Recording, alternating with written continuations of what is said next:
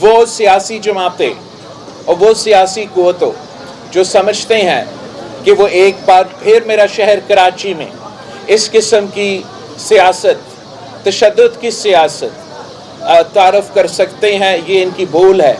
انشاءاللہ تعالی Pakistan Peoples party کا اس صوبہ میں حکومت ہے، پاکستان پیپلز پارٹی کا اس شہر کراچی میں KMC میں حکومت ہے، اور ہمارا ریڈ لائن، چاہے وہ مذہبی دہشت گردی ہو، چاہے وہ لسانی دہشت گردی ہو، چاہے وہ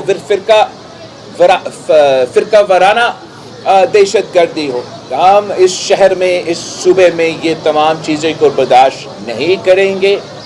اور جو سیاسی جماعتیں پاکستان پیپلز پارٹی کے خلاف آج کل جھوٹے الزامات لگا رہے ہیں، یہ نہ سمجھے کہ یہ سیاسی ڈرامے کر کے ہمیں بلیک میل کر سکتے ہیں۔ ہم بلیک میل نہیں ہوں گے، ہم اپنے کارکن کو انصاف دلوائیں گے۔ میں موجود ہوں، کافی عرصے سے پاکستان پیپلز پارٹی کے کارکن وائلنس کے شکار ہوتے ہیں، شہادتیں قبول کرتے ہیں، مگر اس کا یہ نہیں مطلب کہ ہم اپنے کارکن کی خون کو، اپنے کارکن کو قربانیوں کو بھول سکتے ہیں۔ ہم انشور کریں گے کہ ہم ان تمام جو بھی ان کیسز میں جو لوگ انوالوڈ ہیں ان کو ایسے عبرتناک ہم اگزامپل بنائیں گے تاکہ آنے والے جو بھی الیکشنز ہو اس میں کسی سیاسی جماعت کے خلاف اس قسم کا تشدد، وائلنس نہ ہو۔ یہ ہمارا حق ہے۔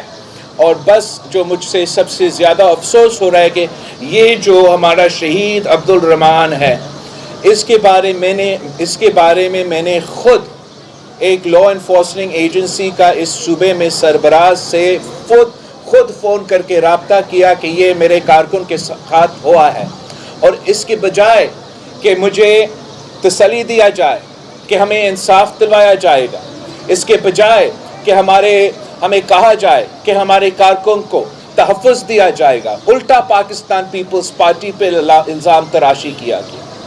یہاں تک کہا گیا کہ اس لیے کوئی یہ پرچم وہ MQM کا نیچے کر رہے تھے تو اس کی ایک تو پاکستان پیپلز پارٹی کا یہ سیاست نہیں ہے کہ ہم کسی کا پرچم کو ہٹا دیں۔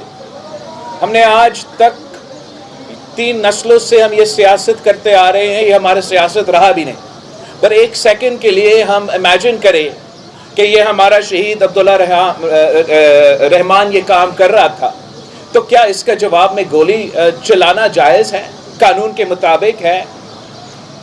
کیا یہ جو یہاں کے پولیس آفیسرز نے FIR ان کے خاندان کے خلاف کاٹے ہیں، یہ کیوں کاٹا گیا؟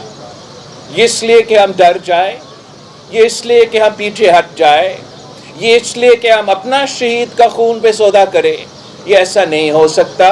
میں تمام لا انفورسمنٹ ایجنسی سے سندھ حکومت میں اور باقی سے یہ اپیل کرتا ہوں کہ پاکستان پیپلز پارٹی انصاف مانگ رہی ہے اپنے کارکنوں کے جو شہید ہوئے اس الیکشن میں، اور ہم اس پہ انشاءاللہ تعالی امید رکھتے ہیں نہ صرف ہمارے آنے والے حکومت سے مگر ہمارا عدالتوں سے کہ ہمیں ضرور انصاف ملے گا۔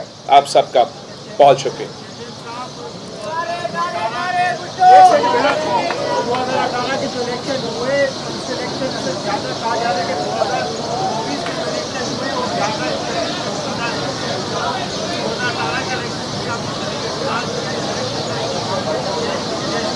ایک تو جہاں تک آپ کا سوال ہے کہ 2018 کے مقابلے میں اس الیکشن میں یہ جو ابھی الیکشن گزرا ہے، میں سمجھتا ہوں کہ اتنا زیادہ فرق تو نہیں ہے۔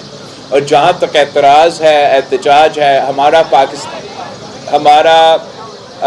پاکستان پیپلز پارٹی کی سینٹرل ایگزیکٹو کمیٹی کے بعد میں نے پورا پاکستان کے سامنے پریس کانفرنس کیا جہاں ہم نے کہا کہ ہمارے اعتراضات ہیں، ہمارے شکایتیں ہیں اور ہم ان کو پرسیو کریں گے۔ آپ نے بڑا اچھا یہ سوال کیا، اس لیے 2 میرے شکایات، 2 جو ایسے سیٹس ہیں جس پہ عثمان ہٹو दो जो ऐसे सीट्स है जिस पे मेरा शिकायत है, मेरा एहतजाज है, वो इसी डिस्ट्रिक्ट सेंट्रल में है, जहां कौन से जुनैद भाई कौन सा PS 124 और 125 में पाकिस्तान पीपल्स पार्टी के फॉर्म 45 के मुताबिक हम अक्सरियती जमात है, मगर इन दोनों प्रोविंशियल असेंबली सीट्स को किसी और सियासी जमात के हवाला किया गया है। तो हम ना सिर्फ ये दोनों सीट्स के मगर दूसरे जो इस सूबे में और मुल्क भर में पाकिस्तान पीपल्स पार्टी के शिकायत है, एतराज़ात है, उसको हम लीगल फोरम में सबूत के साथ उसको परस्यू करेंगे। अगर हम उस फोरम से इंशाअल्लाह ताला मेरा उम्मीद है कि इंसाफ मिलेगा।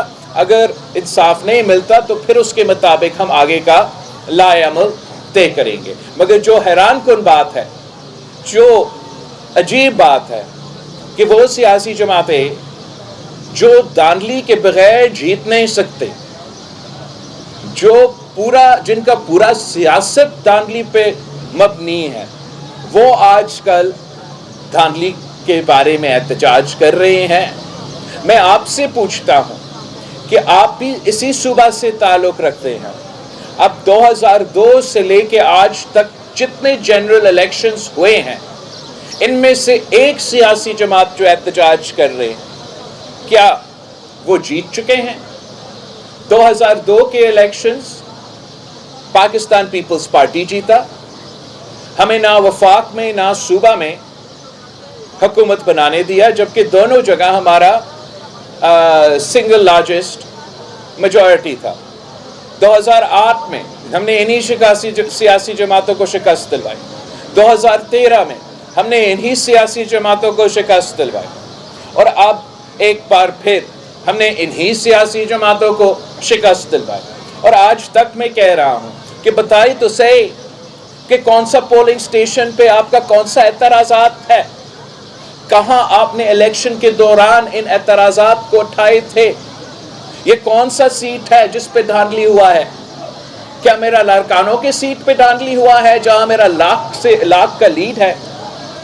क्या खैरपुर में जहां मैंने इस इलेक्शन मुहिम में जो सबसे बड़ा इंतखाबी जलसा किया, क्या वहां धांधली हुआ है? अभी अगर आपने इल्ज़ाम लगाना है तो किसी सबूत के साथ इल्ज़ाम लगाया जाता है। कोई ऐसा रिजल्ट हो जैसे पाकिस्तान पीपल्स पार्टी को लियारी से धांधली के थ्रू हरवाने की बात, तो फिर आप समझते हो। मगर ये मेरा ख्याल में इस बात पे एतराज़ नहीं कर रहे हैं। वो एहतजाज अगर कर रहे हैं तो इसलिए कर रहे हैं कि मज़ीद धांधली होना चाहिए था और उनको भी एक सीट दिलवाना चाहिए था। ये एक मजाक बना हुआ है। पाकिस्तान में एक मुआशी बहरान है, एक पूरा हमारे मुआशरे में जिस तरीके से एक माहौल पैदा हो रहा है, इसका गलत फ़ायदा कुछ सियासी जमातों इस्तेमाल करना चाहते हैं और इनको हम ये नहीं करने दें। अब मेरा इंफॉर्मेशन सेक्रेटरी पूछेगा कौन सा, और एक एक हाथ उठाएंगे, ऐसे चीख चीख के नहीं करेंगे। जी मैडम। मुझे ये बताएं कि धमकियां दी जा रही है कि अगर मैंडेट नहीं दिया गया तो IMF को जो है वो खत लिख दिया जाएगा कि आइंदा जो है वो इमदाद न की जाए।